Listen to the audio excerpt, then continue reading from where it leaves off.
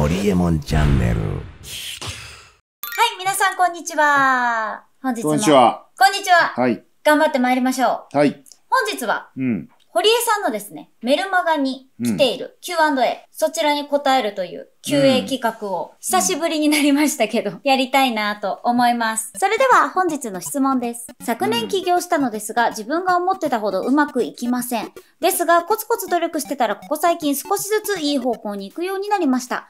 やはりやめずにしつこくやることは大事だなと痛感させられたのですが、堀江さんも何か新しいことを始めるときに想定していたよりもうまくいかなかったときなどありますでしょうか？その答え、もちろん大抵はうまくいかないです。と、以前回答をいただいたのですが、それでも成功する人は惜しみない努力し続けられる人なのでしょうかという質問です。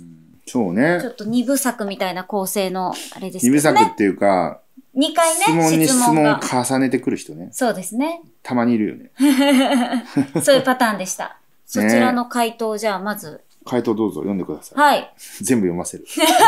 これぐらい読んでくれてたじゃないですか。どうぞどうぞ。もう。いや、読みますね。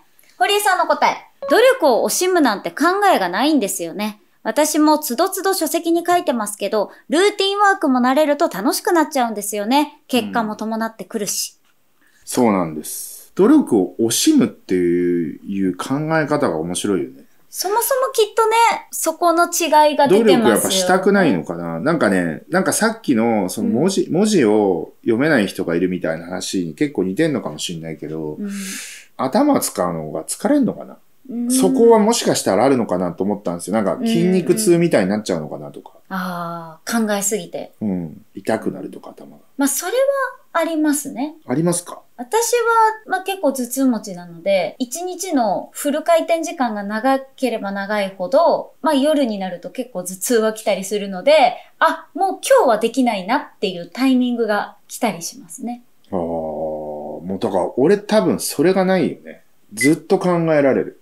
それは強いですよね。確かに。それこそ体力の話とかも。どれだけでも集中できるし。一回の集中時間も長いですか？いやもうだから、それはすごい、だからそんな気にしないっていうか。そうですよね。で、心地よくなるっていうか、気持ちよく眠れるというか、努力をすると。一日疲れて終わりたいみたいなのも言ってましたよね、堀江さん。そう。体力使い切って眠りたいって。あとなんか諦めない道を考えるのが楽しいんだよね。というのは、諦めない道？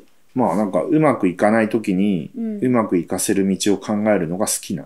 それが好きなんですね。ゲームっぽくて楽しいじゃん。なんか脱出ゲームをやってるみたいな。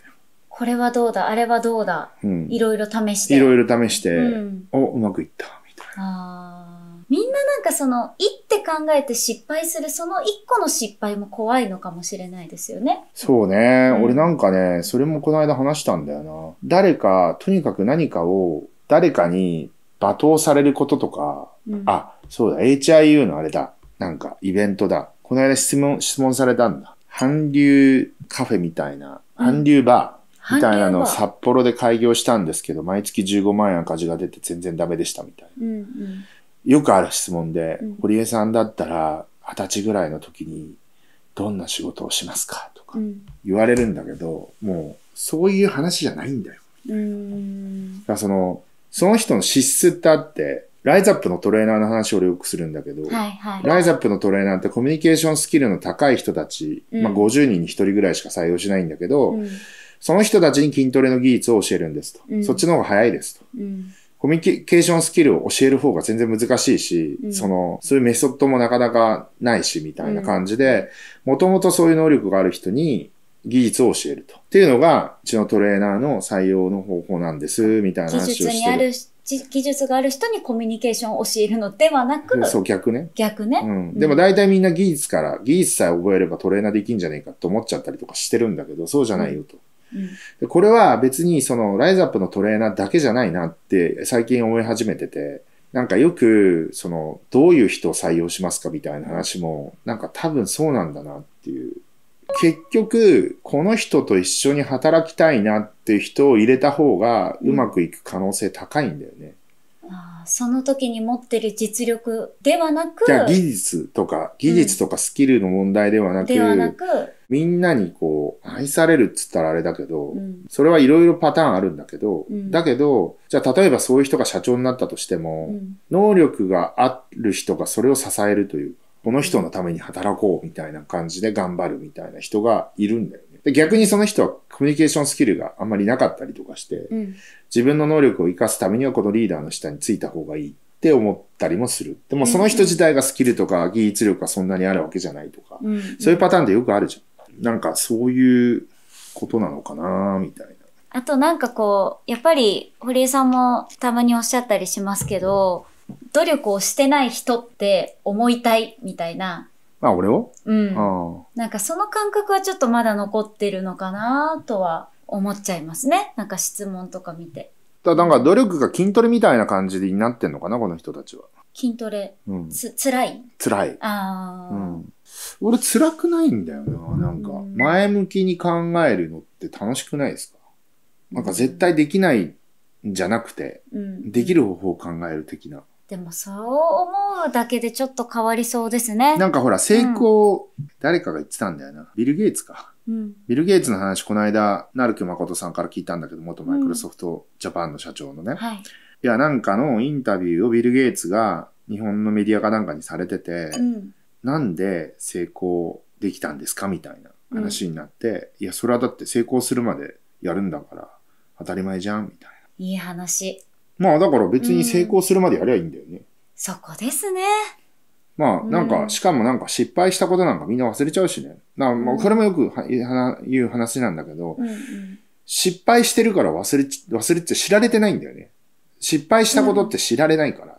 成功したら知られるけど、失敗したら誰も興味がなかったってことだから失敗してるわけだって。そう。失敗したことってなんかそんなみんな覚えてないっていうか知られてないっていうか。だから気にすることでもないよってことですよね。そう。本来。だけどみんな失敗を気にしすぎちゃうよねと。しかもさ、ほら、失敗した時のリスクが限定的だからね。金銭的なリスクはゼロにしかならないし。そう。いくら借金を負っても帳消しにできるからね。俺だから昔特性例っていう制度聞いて、特性例ってすげえ制度だなと思ったんだけど。桃鉄の時もすごいですもんね、特性例カード。桃鉄よりも前に俺なんか、鎌倉時代の特性例を、御家人たちが、健康に備えた戦費負担で、困窮してる時に特性例をやりましたみたいな話があったんだけど、なんてひどい制度だと思ったんだけど、いい制度だよね。そういうので、お金とかもチャラにできるから、成功するまでやり続ければいいと。わかりました。すごいいい回答だったと思います。ありがとうございます。はい。それでは、本日の動画は以上にさせていただきます。ありがとうございました。はい。私、ニコニコ動画でブログマガチャンネルっていうのやってるんですけれども、これから週に1回1時間皆さんの質問に何でも答えますよっていうのをやりたいと思いますんで、ぜひ今すぐブログマガチャンネルに登録してください。月々880円です。税込みです。いってらっしゃい。